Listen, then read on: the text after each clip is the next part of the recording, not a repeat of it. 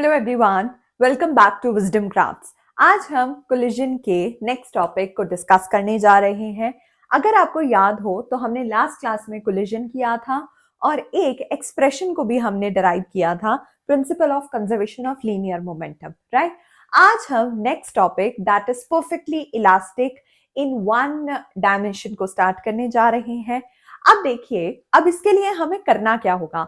हम इसके लिए परफेक्टली टू इलास्टिक बॉडीज लेंगे, ठीक है, जो आपस में कोलाइड करेंगी। उन दोनों का हम मास लेंगे और वेलोसिटीज को कंसिडर करेंगे और देखेंगे कि उनका एक्सप्रेशन हमारे पास यहाँ वेलोसिटीज के लिए क्या आता है। ठीक है, चलो लिखना स्टार्ट करते हैं। सबसे पहले हम लिखेंगे, हम कंसिडर करेंगे कि हमारे पास टू परफेक्टली इलास्टिक बॉडीज है। ठीक है, consider to perfectly consider okay two perfectly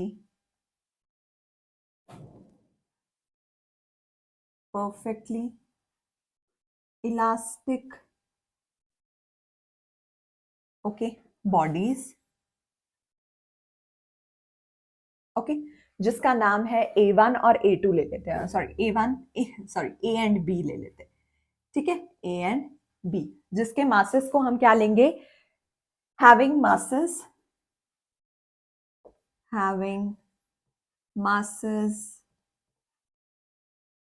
M1 and M2।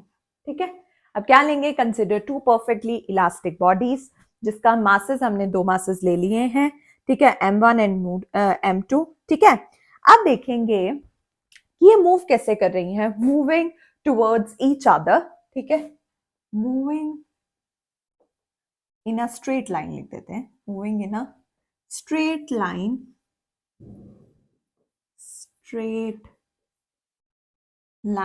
ठीक है, moving in a straight line मतलब कि किस वेलोसिटीज से मूव कर रहे हैं, विद वेलोसिटीज क्या वेलोसिटीज है, u1 एंड u2। ठीक है, u1 और u2 से अब लेट करते हैं कि यहां पर जो u1 है वो ग्रेटर है u2 से। ठीक है, अब हम क्या लेट करेंगे कि यहां पर जो u1 है वो u2 से लेटर है। ठीक है, फिर उसके बाद अगर वो ऐसे u1 एंड u2 से लेटर, देखो चलो, late u1 is greater then u2। ठीक है, ये दोनों u1 और u2 ग्रेटर हैं, u1 ग्रेटर है u2 से। अब क्या होगा कि ये दोनों आपस में कोलाइड कर रहे, एक दूसरे की तरफ आ रहे थे स्ट्रेट में, आपस में आके कोलाइड कर गए। आपस में आके जब कोलाइड किए तो उसके बाद okay u1 and u2 and both faced head on collision। Okay, head on collision. ठीक है, both faced head on collision. After that moving with velocities अब किस वेलोसिटीज से मूव कर रहे हैं, v1 एंड v2 से। ठीक है, moving with velocities v1 and v2। ठीक है, अब यहां से वो मूव कर रहे हैं। अब देखते हैं कि जो बॉडीज हैं, देखो आपस में टकराई, उसके बाद जो दोनों बॉडीज है वो सेपरेट हुई। ठीक है, सेपरेट हुई, जब वो दोनों सेपरेट हुई तो उसमें हमें देखने को मिला कि जो हमारा v2 है ना वो ग्रेटर है v1 से। ठीक है, v2 है ग्रेटर v1 से। ठीक है, to then v2 is greater than v1। ठीक है, अब देखो टू कैसा इसका एक डायग्राम है। मान लो ये है हमारे पास M1, इधर मूव किया, M2 उधर मूव किया। ठीक है, दोनों इस साइड मूव कर रहे थे। उसके बाद क्या हुआ, जब दोनों इस साइड मूव कर रहे थे दोनों आपस में टकराए। ठीक है, दोनों आपस में टकराए। देखो उसके बाद क्या हुआ, दोनों आपस में टकराए। ठीक है, दोनों आपस में टकराए, फिर क्या हुआ, फिर दोनों सेपरेटली मूव करना स्टार्ट कर गए। इस साइड M2 इस साइड, ठीक है, ऐसे मूव करना स्टार्ट करके, ठीक है। आई होप आपको यहां तक समझ में आ गया हो, ठीक है। अब देखो, अब हमें पता है कि किसी भी कोलिजन में जो लीनियर मोमेंटम है वो कंजर्व्ड है, राइट। जो लीनियर मोमेंटम है वो कंजर्व्ड है। हमें पता है कि in collision linear momentum is conserved, ठीक है। हमें ये ऑलरेडी पता है कि a linear momentum is conserved in any collision, ठीक है। As we know that linear momentum is conserved in any collision, okay, in any collision, okay, as we know that linear momentum is conserved in any collision। अब जब हमें पता है कि linear momentum conserved है तो कैसे लिखेंगे, m1u1 प्लस m2u2। देखो, m1u1 plus m2u2 which is equals to m1v1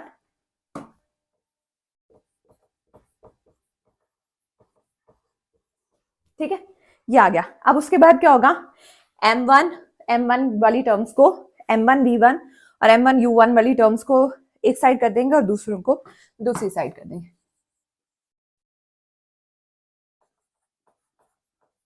which is equals to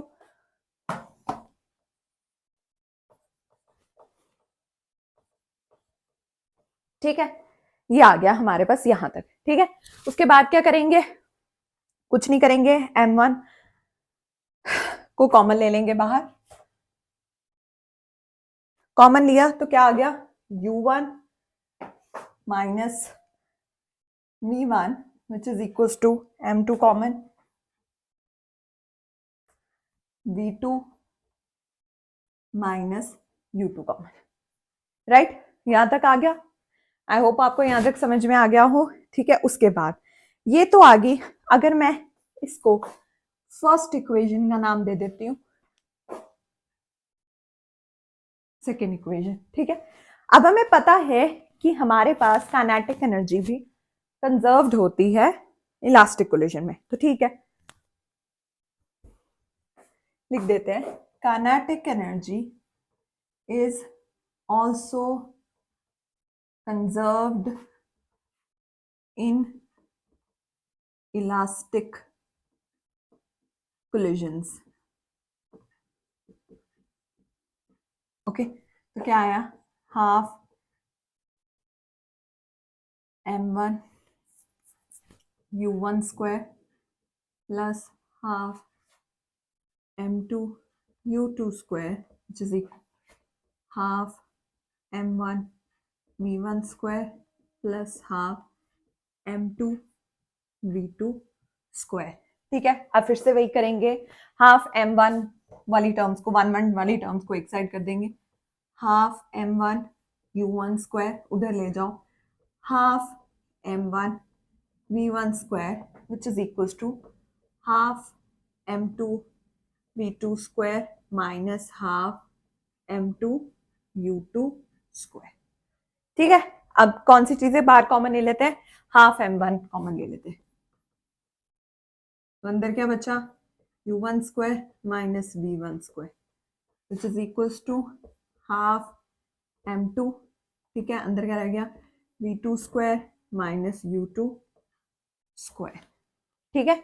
ये आ गया हमारे पास यहां तक। आई होप आपको यहां तक तो अच्छे से समझ में आ गया हो, राइट। देखो, अब कुछ चीजें हैं जो कट जाएंगी यहाँ पर, वो कौन सी चीजें, ये हाफ और ये हाफ कट जाएगा, ठीक है। अब ये हमें पता है ए स्क्वायर माइनस बी स्क्वायर का फॉर्मूला क्या होता है, वो लगा देते हैं। वो क्या आ गया, u1 plus v1 u1 minus v1, ठीक है। और दूसरी side m2 right, v2 plus u2 v2 minus u2, ठीक है, ये आ गया हमारे पास यहाँ पर। ठीक है, अब देखो अगर हम देखा जाए इधर कि कुछ कट हो रहा है, नहीं कुछ कट नहीं हो रहा। अब ये एज इट इज ही रहेगा क्योंकि सारी टर्म्स अलग अलग है, तो कुछ भी कट यहाँ पर नहीं होगा। ठीक है, तो क्या बच गया उधर m1, हाँ एग्जैक्टली यही चीज है बच गई। अब क्या करेंगे, इसे हम इक्वेशन नंबर 3 दे देते हैं। ठीक है, अब इसे हम इक्वेशन नंबर 3 दे देते हैं। अगर हम इक्वेशन नंबर 3 को 2 से डिवाइड कर दे तो डिवाइडिंग 3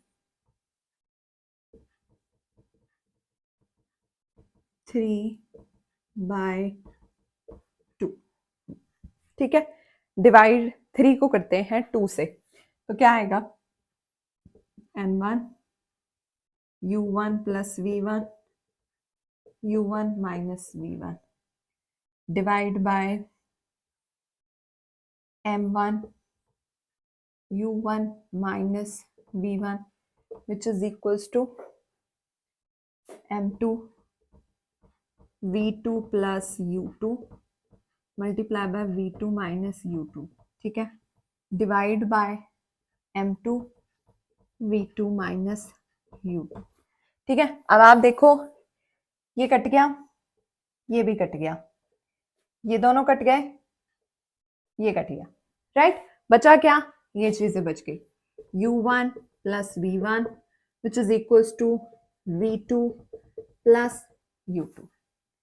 ठीक है जी, ये हमारे पास फाइनल यहां पर आ गया सबको मतलब वो करके। ठीक है,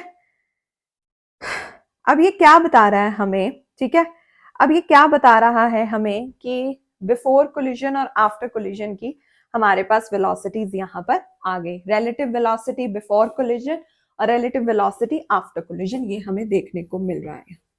रिलेटिव वेलोसिटी बिफोर, ठीक है, collision which is equals to relative velocity after collision।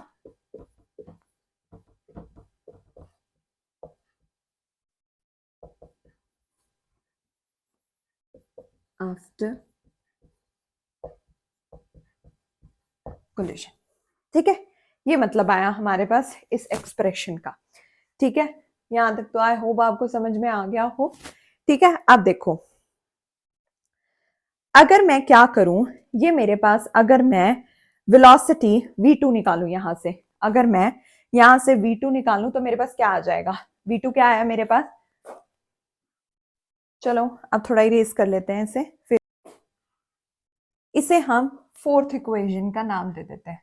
ये थर्ड थी, ये हमारे पास फोर्थ इक्वेशन है। अगर इस फोर्थ इक्वेशन से अब मैं कुछ चीजें देखूं फ्रॉम इक्वेशन फोर्थ, अगर मैं फाइनल वेलोसिटी निकालूं सेकेंड उसकी, तो मेरे पास क्या आ जाएगा, v2 is equal to u1 minus u2 plus v1, यही आ जाएगा मेरे पास फोर्थ इक्वेशन से। अगर मैं v2 निकालना चाहूँ सॉरी, तो मेरे पास ये आ जाएगा। अगर मैं यही इक्वेशन यही चीज मैं फर्स्ट इक्वेशन में फॉर्म कर दूं तो मेरे पास वहां से कुछ वैल्यूज आ जाएंगे, क्योंकि हमें एट द एंड v1 और v2 निकालना है, तो उसके लिए हमें ये वैल्यू v2 की फर्स्ट इक्वेशन में पुट करनी पड़ेगी। अब आपको याद है फर्स्ट इक्वेशन हमारे पास क्या थी, मैं लिख देती हूँ फर्स्ट इक्वेशन क्या थी हमारे पास, m1 u1 plus m2 u2 which is equals to m1 v1 plus m2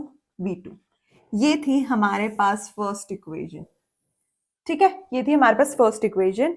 और ये आगे अगर मैं, ये फर्स्ट इक्वेशन थी, तो अगर मैं ये v2 के वैल्यू यहां पर पुट कर दूं तो मेरे पास क्या आ जाएगा, पुटिंग v2 इन इक्वेशन 1, तो क्या आया, m1 u1 as it is plus m2 u2 as it is, m1 v1 भी as it is plus m2, क्या आया, multiply by u1 minus u2 plus v1।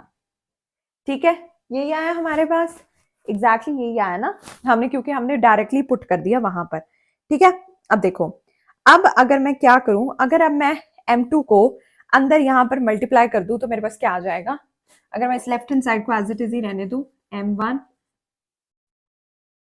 एक सेकेंड, लेफ्ट हैंड साइड को as it is he रहने दो, तो यहाँ m1 v1 plus m2 u1 minus m2 u2 plus m2 v1, ठीक है, m2 v1। अब आप देखो कि मैंने ये तो सब पुट कर दिया। अब मुझे यहाँ से v1 और v2 की वैल्यूज चाहिए, ठीक है, v1 और v2 की मुझे यहाँ से वैल्यूज चाहिए। तो मैं क्या करूंगी, और मैं क्या करूंगी अब मैं देखूंगी कि मेरे पास कुछ चीजें जो ऐसी हैं जो मेरे पास बिल्कुल ही मतलब मुझे वो रखना है। लेफ्ट हैंड साइड में मेरे पास m1 m2 था, ठीक है, और उधर था मेरे पास ये, ठीक है, तो मैं लिख सकती हूँ वहां पर, ठीक है, तो मैं 2m2u2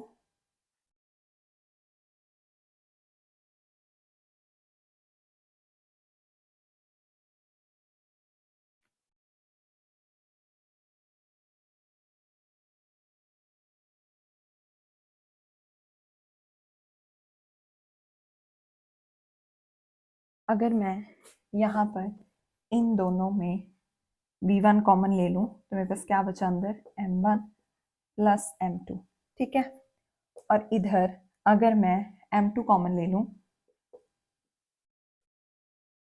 कॉमन लेके u1 माइनस u2 कर दूं, ठीक है, u2 कर दूं। लेफ्ट हैंड साइड पे मेरे पास m1 u1 तो एज इट इज ही था, और m2 u2 भी मेरे पास एज इट इज ही था, ठीक है। तो अगर मैं ये इधर ना करके उधर मैं ले जाऊं इसे, ठीक है, अब यहाँ क्या करते हैं, इन्हें ना ऐसे करते हैं, देखो m1 u1 as it is, ठीक है, उधर plus m2 u2 as it is. अब क्या करते हैं, इसे इधर ले जाते हैं, इसे प्लस m2 u2, ठीक है, और हमने राइट हैंड साइड में क्या रखा था, हमने क्या रखा था राइट हैंड साइड में, अब हमारे पास सिर्फ ये बच जाएगा, इसे भी मैं उधर ले जाती हूँ, माइनस m2 v1 को, माइनस m2 u1 को भी एज इट इज इधर ही ले जाती हूँ। बचा क्या यहाँ पर हमारे पास, v1 बचा और m1 प्लस m2 बचा, ठीक है, तो ये हमारे पास 2 आ गए, 2 आ गए, m1 और हाँ m1 u1 plus 2m2 u2, ठीक है, 2m2 u2 minus m2 u1 which is equal to v1 m1 plus m2, ठीक है, ऐसे आ जाएगा हमारे पास। ओके, आई होप आपको यहाँ तक समझ में आ गया हो। तो देखो वहां हमारे पास, अगर मैं अब वो देखूं, ये अगर मैं इसे भी ऐसे ही कर दूं, मतलब u1 कॉमन लेकर m1 माइनस m2, ठीक है, और इधर क्या बचा, plus 2m2 u2 which is equal to v1 m1 plus m2, ठीक है, ये आ गया हमारे पास। ओके, उसके बाद अब यहां से हम v1 और v2 की वैल्यूज को अच्छे से निकाल पाएंगे। अब यहां से हम v1 निकाल पाएंगे, कैसे निकाल पाएंगे, v1 लिखा आपने u1, ठीक है, m1 minus m2 divide by m1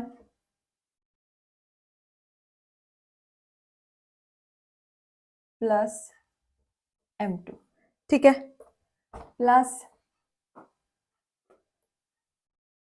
2m2 u2 divide by m1 plus m2। ये आ गया हमारे पास यहाँ पर v1 की वैल्यू। अब ऐसे ही v2 की वैल्यू कैसे निकालेंगे, अगर हम इंटरचेंज कर देंगे सब्सक्रिप्ट को, ठीक है, सब्सक्रिप्ट को, तो हमारे पास क्या आ जाएंगी, सेम चीजें आ जाएंगी, बस जहां पर u2 है वहां पर आपको u1 लिखना है, ठीक है। तो v2 क्या आ गया हमारे पास, u2 बाकी सब same, m1 minus m2 divide by m1 plus m2 और plus 2m2 u1 over m1 plus m2, ठीक है, ये है हमारे पास v1 और v2 के एक्सप्रेशंस। ओके, आई होप आपको ये यहाँ तक तो समझ में आ गया हो नेक्स्ट क्लास में हम इनके केसेस, स्पेशल केसेस को डिस्कस करेंगे, ठीक है? By the time, don't forget to hit the subscribe button and stay tuned. Thank you.